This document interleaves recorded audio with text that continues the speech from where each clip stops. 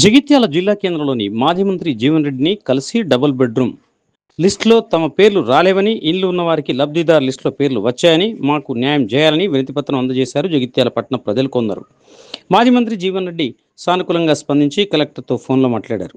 August 4 సోమవారం రోజున ప్రజాభవన్లో అర్హులైన నిరుపేదలైన జగిత్యాల పట్టణ ప్రజలతో కలిసి అర్హులైన వారికి మరియు డబుల్ బెడ్రూమ్ ఇళ్లలో ఇందిరమ్మ ఇంటి స్థలం కోల్పోయిన వారిని గుర్తించి డబుల్ బెడ్రూమ్ ఇళ్లను కల్పించాలని వినతిపత్రం ఇచ్చామని, కనీసం వాటిని వెరిఫికేషన్ చేయకుండా ఇళ్లున్న వారికి అనర్హులకు లిస్టులో అవకాశం కల్పించడానికి ప్రజలు అసహనం వ్యక్తం చేస్తున్నారని జీవన్ రెడ్డి అన్నారు.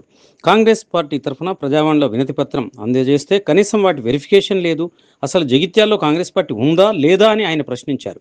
కాంగ్రెస్ పార్టీ తరఫున ఇచ్చిన అప్లికేషన్ వెరిఫికేషన్తో పాటు అర్హులైన జగిత్యాల పట్టణ ప్రజలకి అవకాశం కల్పించాలని ఆయన కోరారు. అనంతరం కలెక్టర్కు అర్హులైన వాటికి అవకాశం కల్పించాలని లేఖ రాశారు.